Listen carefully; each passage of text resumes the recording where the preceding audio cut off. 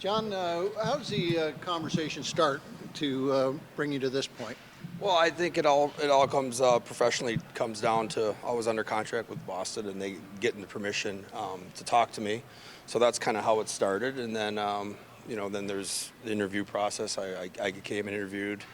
And everything's a process. Every professional team takes its time and due diligence, to hopefully to get the guy that they want, and I'm excited about it and for the opportunity. What interests you in this opportunity in the AHL in particular?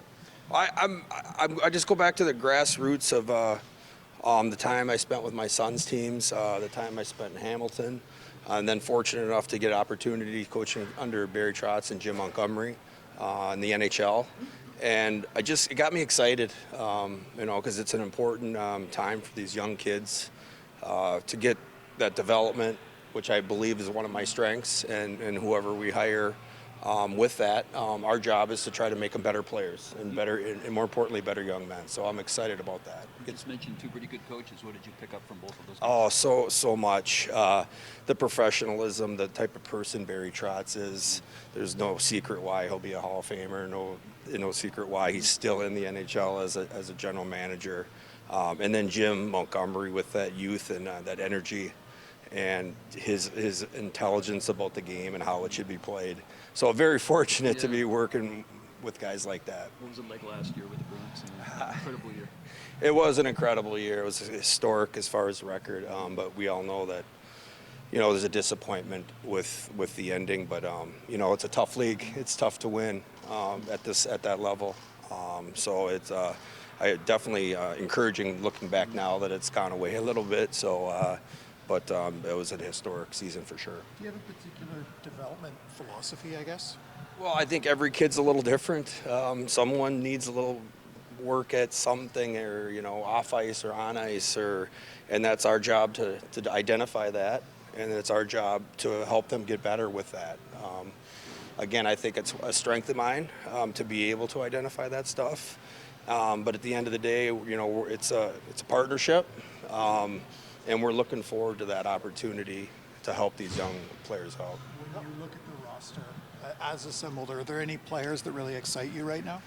I'll be honest, I haven't really dove too far into that. Me just getting hired on board a few days ago, and then now looking to fill our staff because I'm one person. There's so many people. Obviously, you can see all the great development coaches they already have in place, so everything is there for us.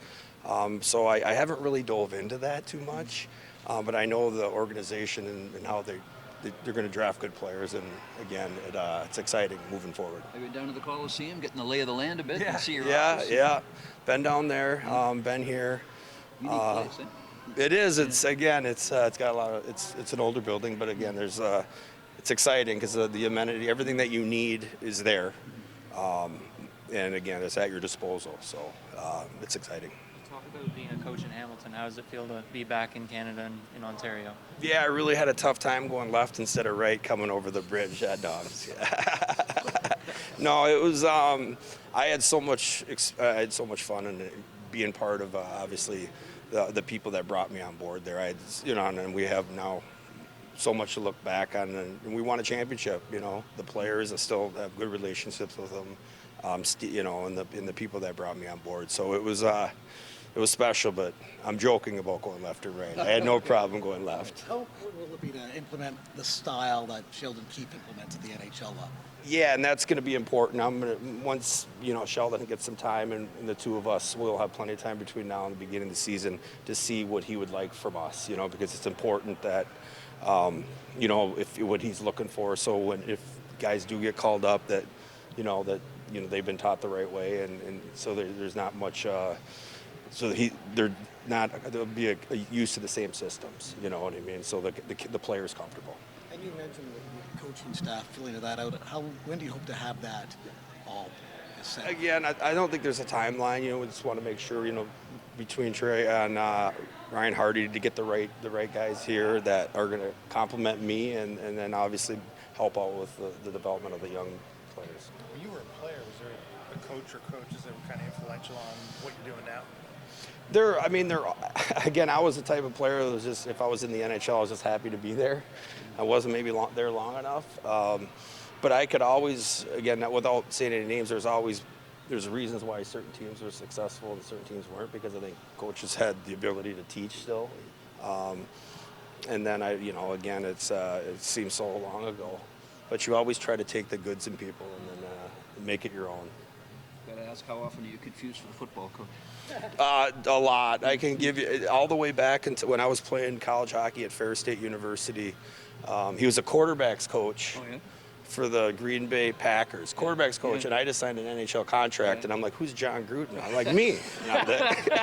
So no, times I've been in Florida for spring break with my in-laws, and he was with the Buccaneers, and the FedEx guy was delivering something to me, and he thought it was probably excited. John Gruden. He was like, oh, it's only you. So I got a few of them, but it is what it is, and yeah. Did you ever meet him? I have not. How much does the motivation to become a head coach again drive the decision? I think I can't say I'm young 53. I got the support from my wife, because all our kids are out of school, out of the house. So she gives me that support to be able to do what I love to do, because she's sacrificed so much by sometimes staying home. So she'll be able to come with me. But I just feel, it's just sometimes you just gotta get something in your gut, and you gotta go with it, and then you hit it head on and do the best you can with it. And I don't think there's any reinventing the wheel here. It's a game, it's a fun game, and there's a reason why these young men play it. So it's exciting. So do you look back at this week? What's been the highlight for you? It's been really fun, obviously. You're learning a lot. You're meeting a lot of great people. Great development here. So it's been great. Around the hotel, everyone's great people. So it's been fun. I've learned a lot. And of course, I'm looking forward to the scrimmage tomorrow like everyone. And it should be a high competitive and fast-paced game out there. What's been the funniest memory or funniest moment for you from this week? 'Cause I know you guys have done a bunch of off-ice stuff too.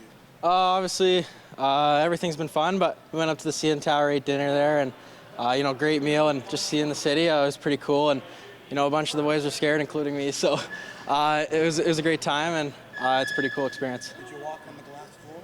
I did. I wasn't planning on it, but the boys kind of made me, so I guess yeah, I did. When you look back at where you were a year ago to where you are today, what goes through your mind? Obviously, I feel like I just stuck on my path. The Knights had a plan for me, and I kind of stuck with it, stayed positive, and showed up to the rink there each and every day, and gave it my all. And obviously, hard work pays off, and I'm just going to try to keep it going here.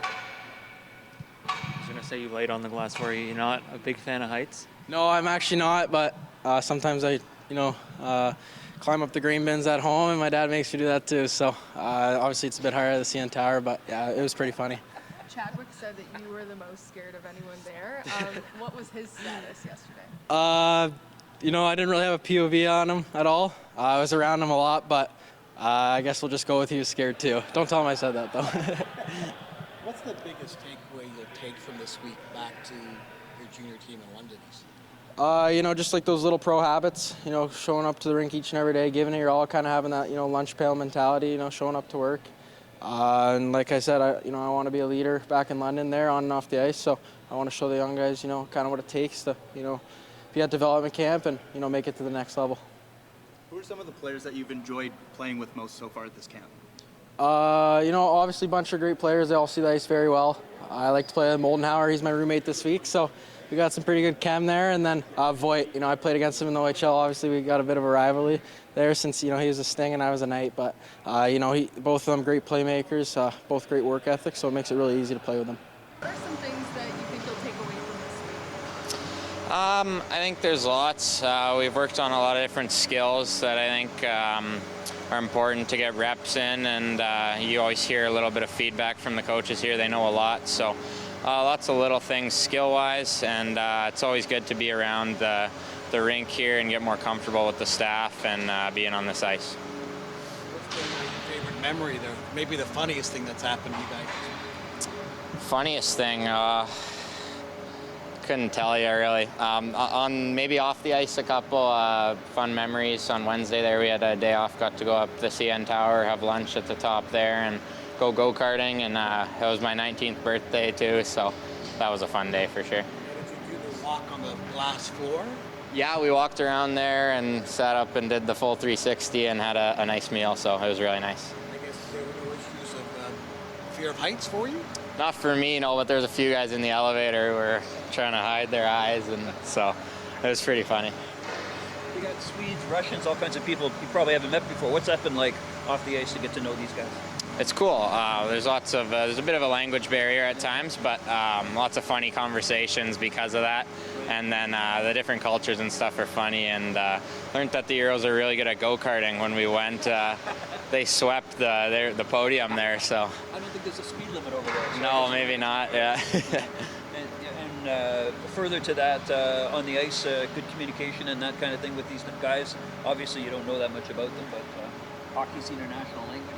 Yeah, exactly. On the ice, it's more just reading off each other. There's a bit of hey, but they know what that means. So overall, it's the communication on the ice is good. Who are you looking forward to playing with tomorrow in the scrimmage? Yeah, I've been practicing with Ronnie, Hirvonen, and Tverberg, and they've been great. They're awesome to play with, super smart, creative guys. So hopefully we can do well in the game there tomorrow. A couple older guys that are probably going to play with Marlies next year as well. Has that been helpful? Yeah, definitely. They're comfortable here. They've been here before. Lots of good talk out there with those guys, and they're great players. A lot of minutes coming up next year with Kamloops, with a lot of the older guys moving on to pro. What are your thoughts going into next season, taking a bigger role? I know you've already been an assistant captain, potentially a captaincy and things like that going into next season. Yeah, that'd be awesome. That'd be something I'd want to take on, and obviously with that comes a lot more responsibility, but I'm excited about it. Feel like a vet now in that league, so it should be a great year full of lots of good opportunity for me. What's the difference between you today and you a year ago? I think standing here a little more comfortable with this organization, with wearing the logo and stuff like that. Last year was a bit of a wow, like I feel a bit like what am I doing here? So a little more confident in that sense. And then also a little more driven, like as time goes on with, you get drafted, you get another year, it just keeps you're a little closer, but you got to keep going because there's, more guys coming up under you and guys ahead of you that don't want to give an inch to you. So becoming more aware of that gives me a little more drive and commitment, I think. When you see all the other guys playing and their talent level, how much does that add to the chip on your shoulder to show you should be at this level sometime in the future? It's really fun. It's super competitive out here. Like everyone's here because somebody thinks they could play in the NHL one day, and they're all top players on their respective teams. So the competition level is great, and like you said, it's motivational. I remember last year when you were here, you said you were eating, I think it was lunch or breakfast, and John Tavares walked up to you. Any of those things happening this year? Well, I was here skating and got on the ice with him a couple times before Dev Camp, so seen him around, and there's a few guys around, but I don't know, nothing crazy like that. Actually, getting to talk to Shane Doan was pretty cool, with him being a former Blazer and all the success he's had, and just talk to him a little bit about stories from his career and memories and some leadership advice, stuff like that. Really cool.